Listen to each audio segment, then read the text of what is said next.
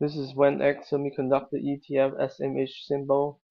Again, on this is one of the strongest chart, at least from the group perspective, and um, and we see that last week it was quite extended, and this week we gave back some, not too much. It gave back 4.1%.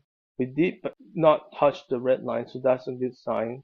Um, but still, it did give back some, and we did bounce on Friday afternoon, and we did come back to near the top of the intraday range, and it's still under the 21-day pink line here. So right there, and you can see if I draw the downtrend line, it is very steep along the highs there. So it's normal for it to bounce back the way it did on Friday, but the real test will be as it come closer to that trend line, the 10-day.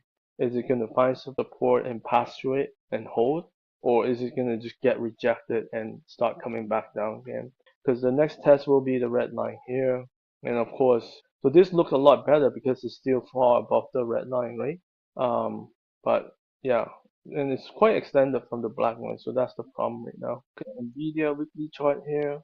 So we had this nice consolidation, and we came out the week before. Unfortunately, it gave back pretty much all of it, and also came all the way down to near the 10-week moving average, the red line. On the daily chart, you can see it better here, the red line right here, and it did bounce on Friday again from the lows and came back. The 10-day slope is still pretty steep here, and we can see it might come back to test 10-day and even 21-day around this level. So if we do come back up, that would be good. If not, we may continue this downtrend.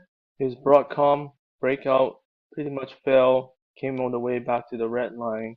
Again, Friday, it bounced, but it's still a down day. So yeah. So again, the downtrend line is pretty steep there. Here's look at AMD. AMD also starting to fall apart here below the 21-day.